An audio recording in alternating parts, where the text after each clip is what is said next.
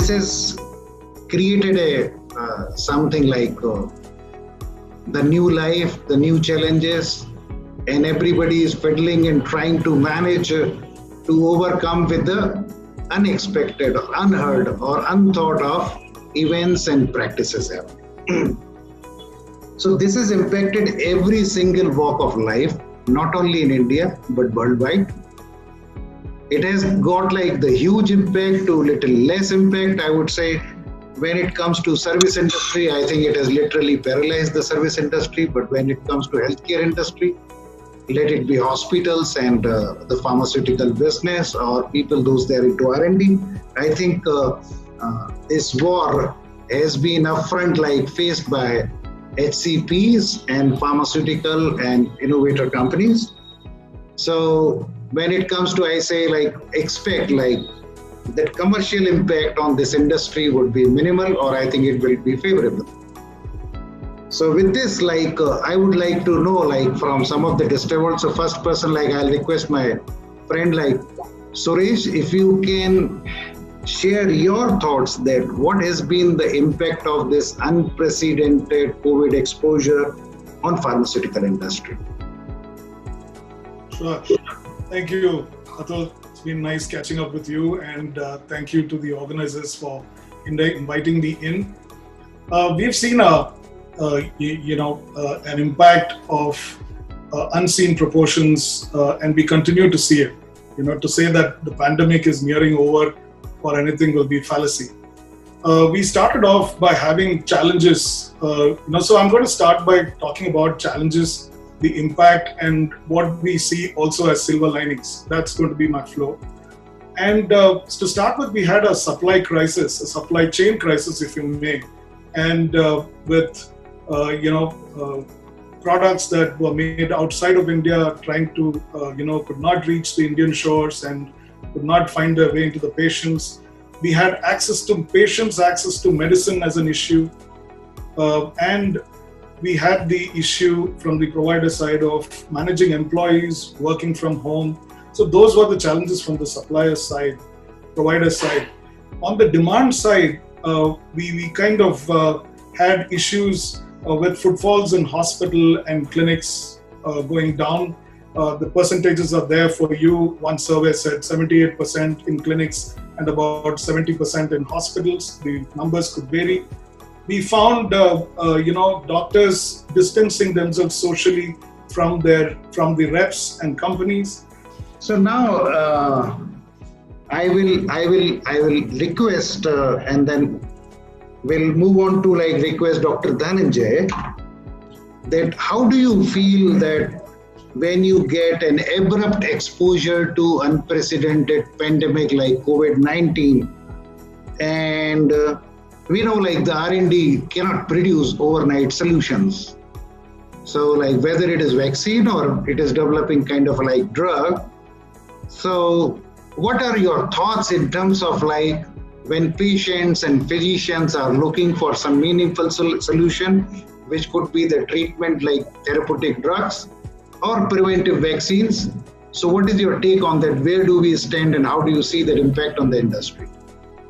Dr. Dhananjay. So thanks Atul, and also thanks Swadeep for setting the tone for this meeting, and thanks to the organizer for inviting me here. I think your question is very, very pertinent. Normally, one would expect that when a tsunami of this type hits mankind, and particularly if you are in a manufacturing or R&D setting, one would expect that it's almost like a deer in front of headlights, or the stunning type of a response. But actually, the human performance is so good, the emergency response actually sets in. And like they say that to fight any enemy, the best weapon is the human soul on fire. So I think that's what exactly happened in a number of companies, and I've seen that happening within my company. OP Singh, would you like to say like, is there something like people may have in their pocket, maybe used for something else, but could we explore something like have solutions which could be very specific to the real COVID problem? As a Cadila Pharmaceutical, in fact, let me put it in one word. We have non-stop work for all the days this COVID pandemic started, lockdown started. But towards the humanity, and in order to serve the Indian citizen, Cadila Pharma has worked for all the days, and even our corporate office was functioning, including, of course, all the manufacturing units. And as a corporate, we are based at Ahmedabad, near to our factory. We made sure that all the villages are being taken care under the CSR activities. And we really did it, though we have lost a couple of lives as well. But I can say that is a true contribution towards managing this COVID pandemic in whatever way we can do that. But what, Atul, you asked a question, was there something which can be offered immediately in order to provide a relief solution? Yes. Kerala has something which was in their pocket since last 15 years. And I can only go and narrate you how really repurposing of the drug can save life.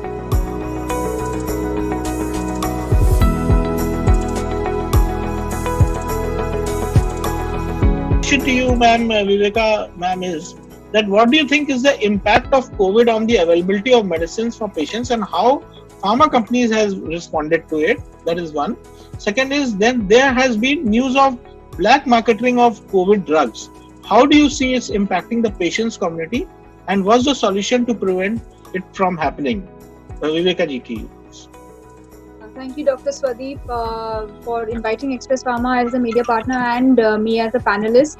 I speak as a journalist, I speak as a patient. Wherever there are black sheep, there are going to be black marketeers. And unfortunately, we've seen this from as the COVID pandemic came. So while the COVID pandemic is being seen as some kind of a Y2K moment for the pharma industry, and for Indian healthcare, it's unfortunate that patients have faced tremendous, shortages of medicines. In the initial days of the pandemic, it was because it was unprecedented. There was a huge supply chain problem, as previous speakers have mentioned.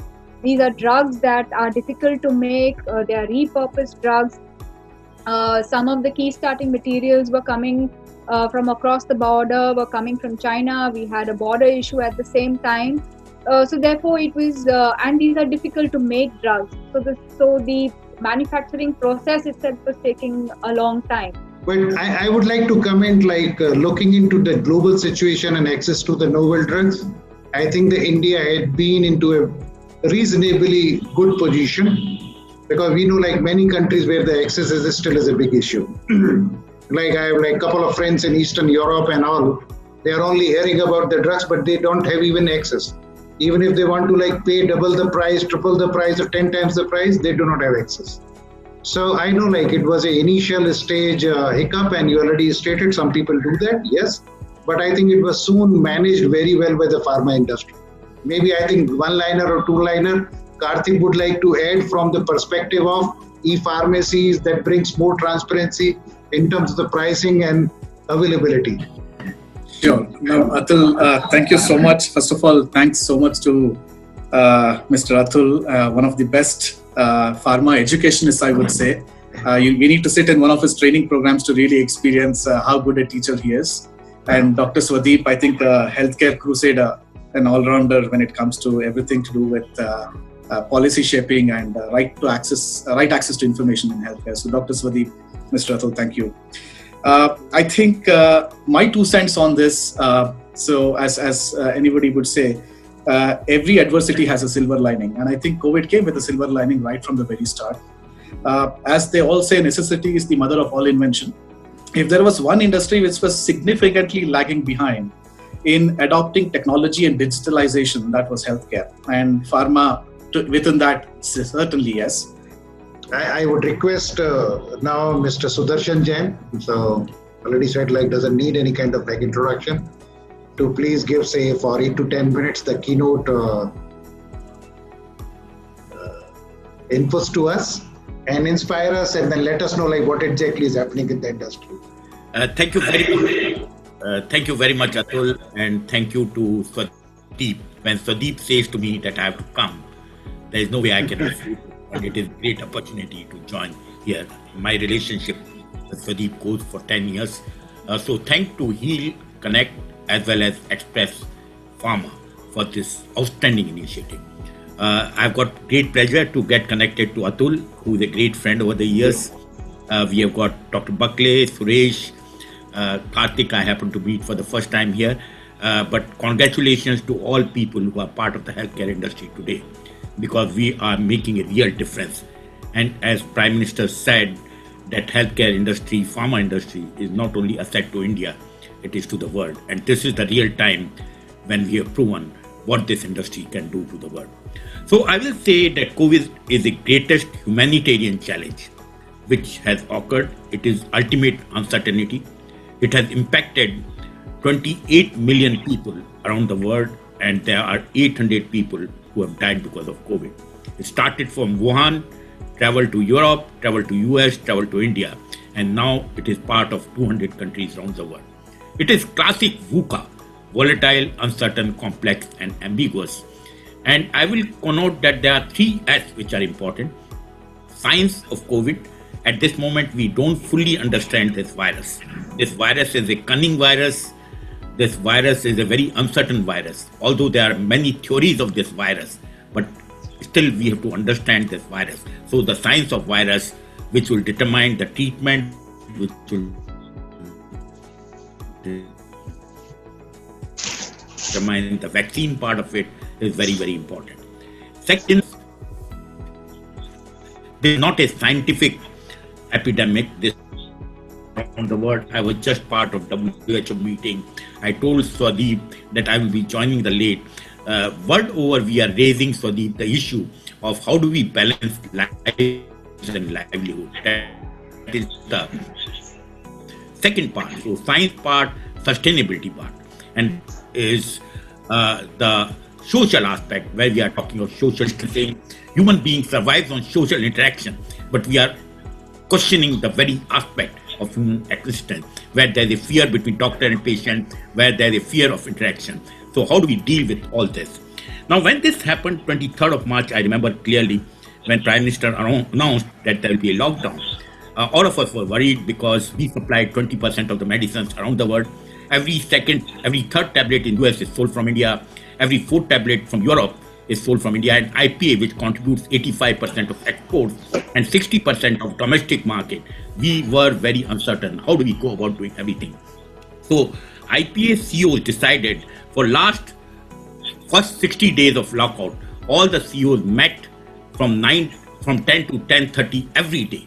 That has never happened in the history of the pharma industry. We said that we will meet every day, take stock of the situation, and IPA company's supply chain met every day for first 60 days, and we gave the report to the government what is happening around the country. And first thing which was there, because when this kind of thing happens, there is a supply shock, there is a demand shock, and there is a financial shock.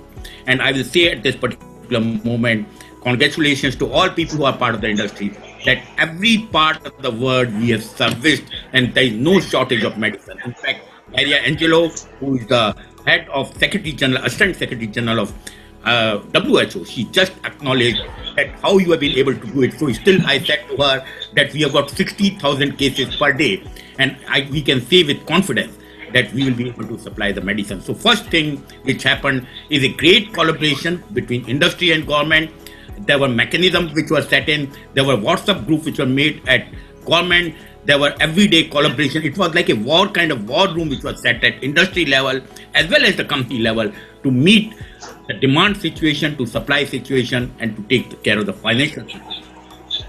So first thing which happened because of this is, I will say, the SOP system, which I have lived with, and Atul has been part of many companies, they have got SOP.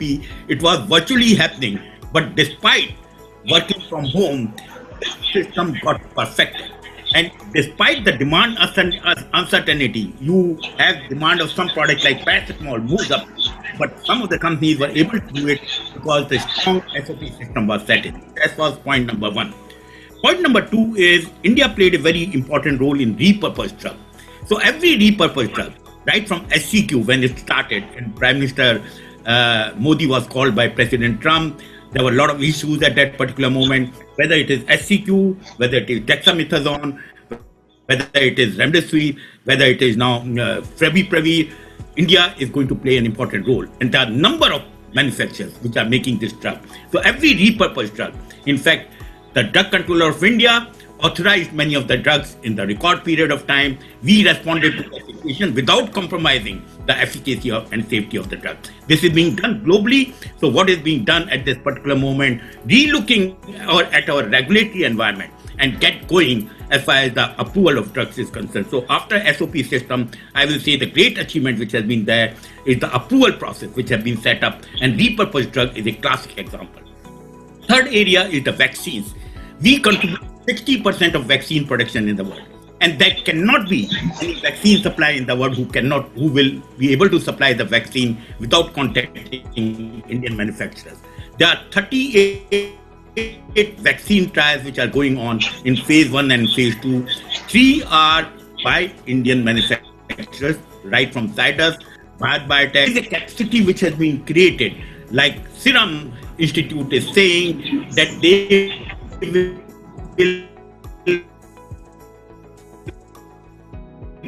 make 100 million vaccines right before even the vaccination which we are taking in. So production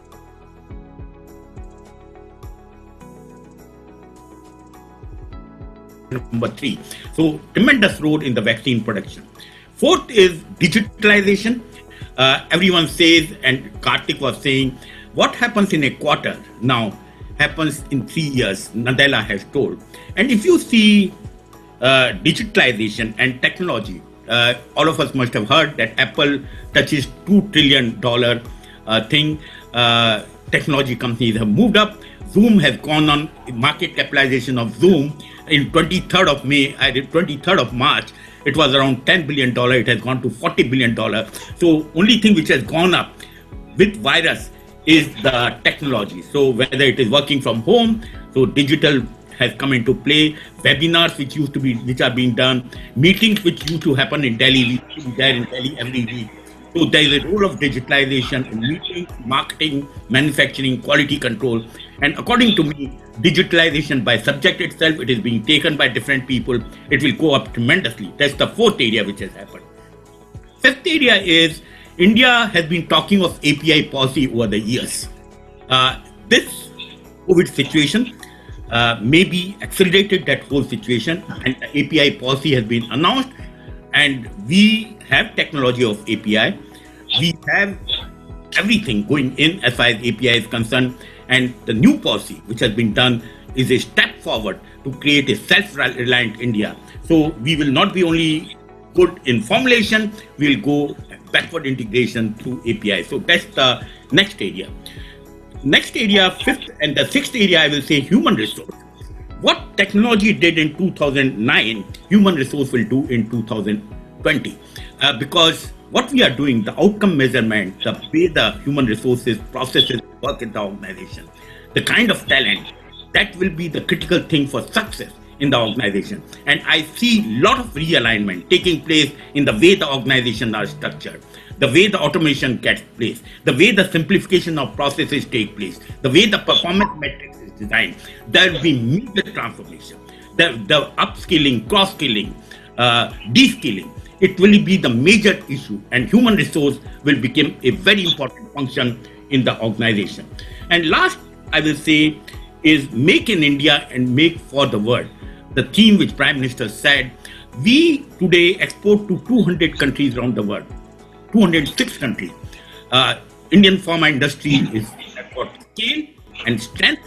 This is the time when Indian pharma industry will assert itself, not only in manufacturing, but in discovery of drugs. Already we are demonstrating it in repurposed drug. We'll be demonstrating in vaccine, and government is going to set a policy of encouraging R&D in this country. So again, I will conclude by saying every crisis is an opportunity, and adversity shows the best strength of the organization, of the industry, of the company, of the people. This is the time when pharma industry has shown what it can do for the world. We have got the strength, we have got all the capabilities, and it is the time for all the professionals who are there in this industry, a moment of pride. We will not operate with fear, we will operate with hope and show what India can do to the world. It is a knowledge-based industry. We are proud of it. We have been part of this industry, and we will make the difference in times to come. Thank you very much, Swadeep. Thank you for time, and thank you for all the kind attention. And thanks, Atul. That has there been kind of like digital adoption from historic like face-to-face patient care? Like since you deal with the home care at home, which means one HCP goes and then directly served to the patient.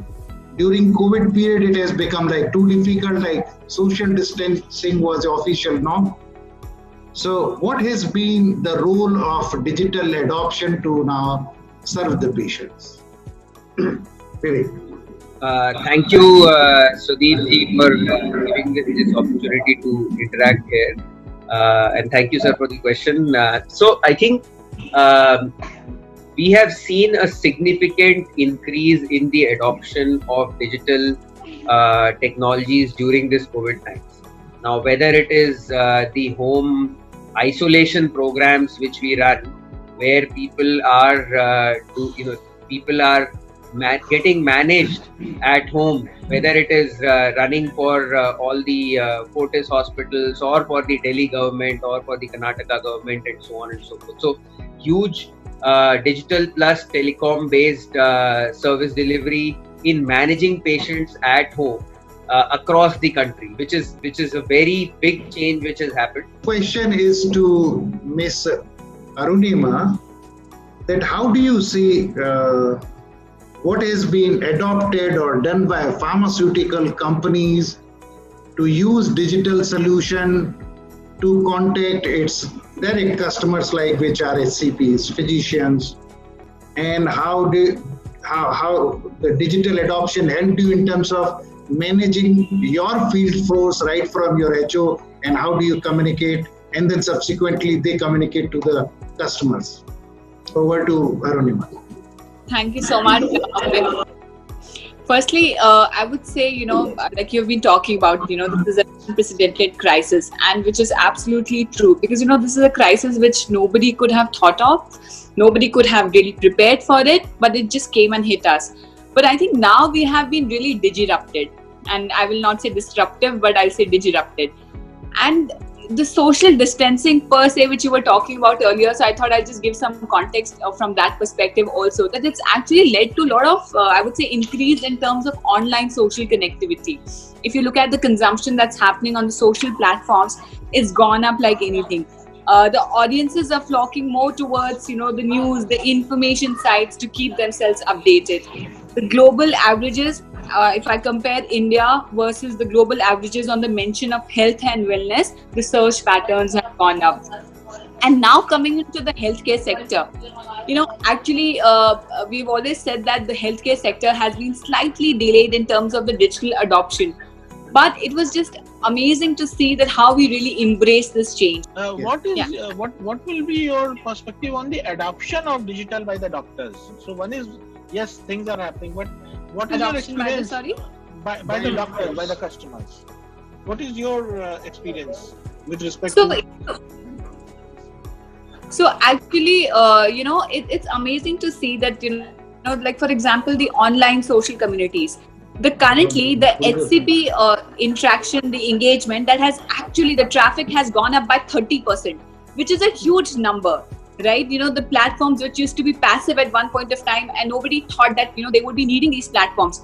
Now the whole traffic on these platforms, and that too from the HCPs, have gone up by 30%. That is a remarkable number. If I look at the whole digital universe, there has been, an inflow of 12%. But just the online doctor traffic has actually gone up by 30%. So which means, there is a huge journey that has, they've literally, from a taxi to a Ferrari. That's the kind of change that is happening.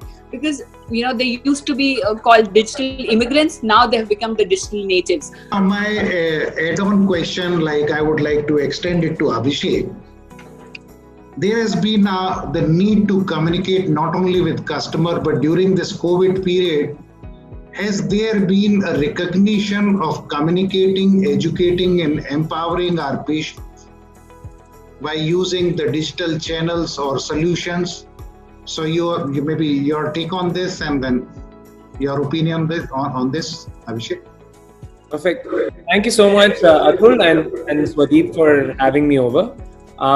It has been a phenomenal last few months in terms of seeing the patient evolve in their behavior. Ever since the pandemic has hit, engagement has gone up.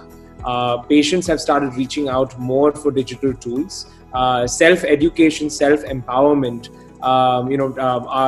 within our patient universe, specifically in the cohorts where patients are using self-monitoring tools at home, their self-diagnostic has gone up. We are seeing patients reach out at different times of the day, looking to digital tools to be able to empower them more, demanding that the digital play as much of a role in their healthcare lives as they have been playing in their social, in their information, as Aruna talked about, in their entertainment lives. The new generation information seekers, and they want to have understand the disease and have the things under their control. And maybe is there any kind of adoption happening? Suresh. Sure. Thanks, Atul. It's been great to continue from the last session. I'm going to take it slightly differently because, pharma has always been constrained for a direct reach to patients, and we have always had to deal with the middleman called doctor. And to that, we have increased stakeholders who have kind of increased over, in hospitals and maybe other influences. So I'm going to take a little detour in answering that question quickly, though.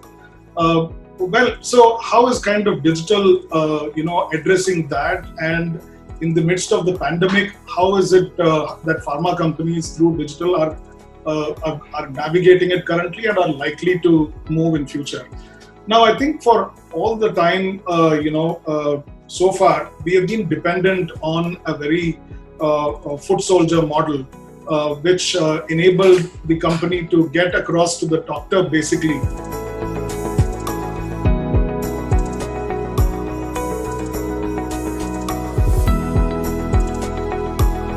First question, I will request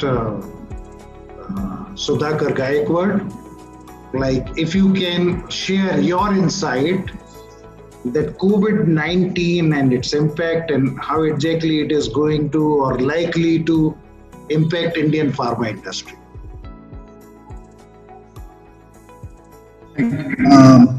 Thank you, Atul. Thank you, Swadeep ji, for inviting me over, and it's a great pleasure to be part of this, event with a lot of stalwarts. Some of them, have been, instrumental in training me. Gauri is here, and I'm really proud to, share a panel with her. Now, I'm going to get the advertising lens, and the way I'm going to look at it is in three parts. First is what immediately happened once this lockdown was instituted. How did it immediately impact? Essentially, what has happened is we knew that there are too many uncertainties. Business was not usual. We had a lot of launches getting delayed, a lot of pharma launches, plans getting delayed, derailed. Newer campaigns were put on hold. A lot of things got modified, and there was a scramble initially. The annual, medical rep meetings and stuff, that got rejected. So in a way, we started off with a lot of uncertainties, and kind of a lot of us started pumping in a lot of content to doctors, and only to get retrieval. A lot of doctors were unhappy with a lot of content coming in. So in a way, the interaction and getting connected to doctors became very difficult. And on the other hand, all your calendar is all messed up. So it is not business as usual. Dr. Pratik, if you have to say something on evolving community of practice or community of influences in coming future. Thank you, Mr. Sharma and Hill Foundation for the invitation. to take it forward, what Dr. Sudhakar already mentioned, and we also heard from Ms. Mehta, in terms of how the adoption is happening, and looking at how this communication would evolve. I can actually divide it into three major buckets. Something which is a short term. The first part would be a short term. The second one, which is around 1 to 2 years, 3 years, and the second would be the midterm, around 3 to 5 years, and over a period of 10 years. So you can actually bucket it in terms of how this may involve. Of course, in near term, as we have already seen that during this time, so many things have actually moved on to the digital. So I would not repeat whatever has already been spoken, because everybody thinks that it is very important that we have different channels of communication now. And due to certain forced condition onto us, we have challenging times with regards to how the communication would happen between the pharma and the healthcare professional. So as somebody said, there are multiple channels, and what I see is there would be an adoption. So first phase, short term, would be adoption of different channels. So, but a very pertinent question which you can answer, Dr. Grewal, which came from Dr. Prateek and a lot of other speakers. So one is the digital adoption by the pharma companies with respect to coming out with various modules or redesigning modules to communicate to the doctors, because doctors form an integral part of the drug prescription everywhere. So what is your take as a doctor with respect to how do you see, what is your expectation from the pharma company? I'm so glad, Sudeep, you asked this question, because you see, suddenly there has been a surge on the digital focus of contact and content for the doctors. Let me tell you, prior to COVID, there are around 600 consultants in one of the major tertiary care hospitals in Delhi, and not more than 85 were using a desktop computer. Now, do you think overnight they are going to have a behavior change of getting onto a computer? Not possible.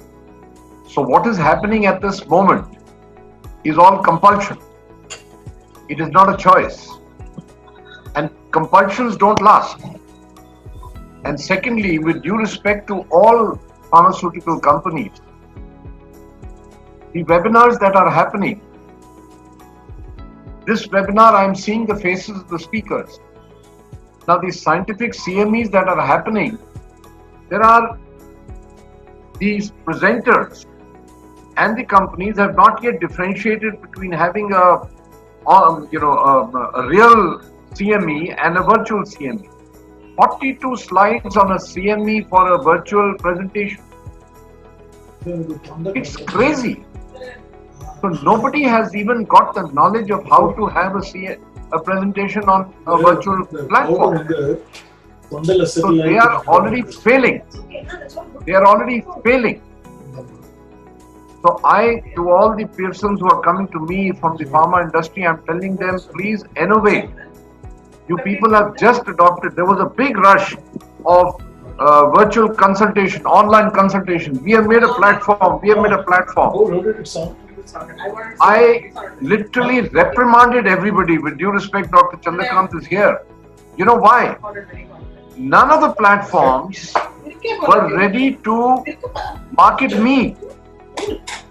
They were coming to me for my data.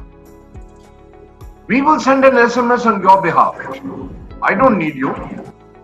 At the moment, there is very little application being put in by the pharma industry towards having good digital education.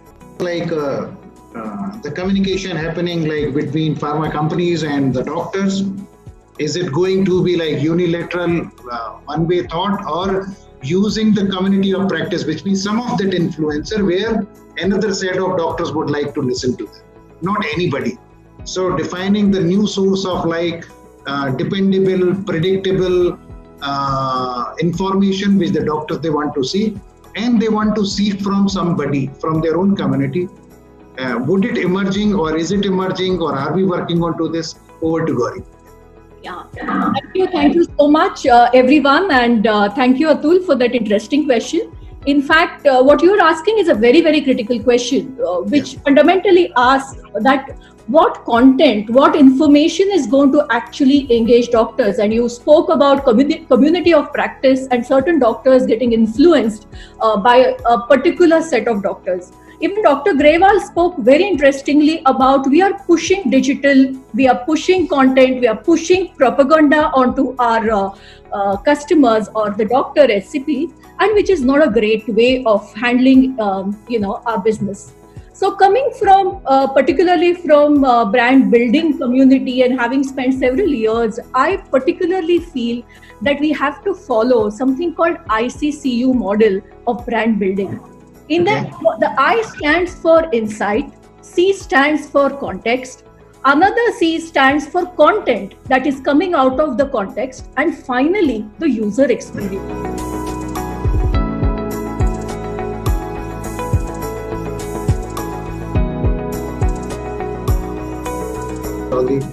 And subsequently, like Vivek and Pawan, to be in a sequence, can share that COVID-19 challenges on MSME and solutions. So this tenure or this period, what kind of like challenges it has put out into MSME solution? So we can start with Partha. Thank you, Mr. Atul, and thank you to the organizers for giving me this opportunity and inviting me. A very good evening to all of you who are present here in this platform today. I think many of the points has been already discussed by the panelists and the speakers before. So let me touch on a very few important notes which are pertinent to the MSMEs. Of course, as in today's program, the MSMEs get the last opportunity and priority that we understand. But this is what in the future is going to build up the business for. So the first point was suddenly in the month of March, what we have seen was a significant lowering of the demand, which put everybody into an off gear and into a different mode. But if we compare about the acute care and the chronic care was better placed. Yes, the acute care was big challenging time for the acute care of the demand going down. There's less of patient flow and everything. And that was one of the biggest challenges in the place with the pile of inventory like things. The supply chain, as somebody mentioned earlier, was a big threat because you're not able to move away the goods which you have, the demand, whatever you have, you're not able to cater of this, which slowly, has improved over the time. And a lot of people have spoken about, repurposing of the drugs, newer drugs, which was very important because we had a pipeline and we realized that the pipeline is not good enough to, lift the business at that particular period of time. I hope it is coming on a way. Maybe I think I would request Vivek and followed by Pawan to have your comments on MSME and its solution and impact of COVID. I think we are technically an MSME, I think most of the points are covered. I think the most important points which impacts MSME is the cash and the liquidity, right? So you talked about it, Atul sir, that is the most important piece because your inventory is stuck, it is not getting sold, you're not getting revenues, and on the other side you have to make your payments from big players are also stuck in the process because their offices are not getting open. So that is one. The second is, of course, at that point of time, if you don't have a very strong relationship existing with the banking lines, then you'll not get fresh lines or anything. So banks would also not lend you that easily. So that is the biggest problem. The second is, of course, demand. If your demand has been hit, which has been hit for many sectors, then and it is not going to revive like the restaurants, etc. Then you are actually getting wiped out because your costs are constant, your demand has got down, your revenue has gone down. So that's the second biggest thing. And I will not go into the details, but those, if you think of those two big items, everything else actually subsume this piece.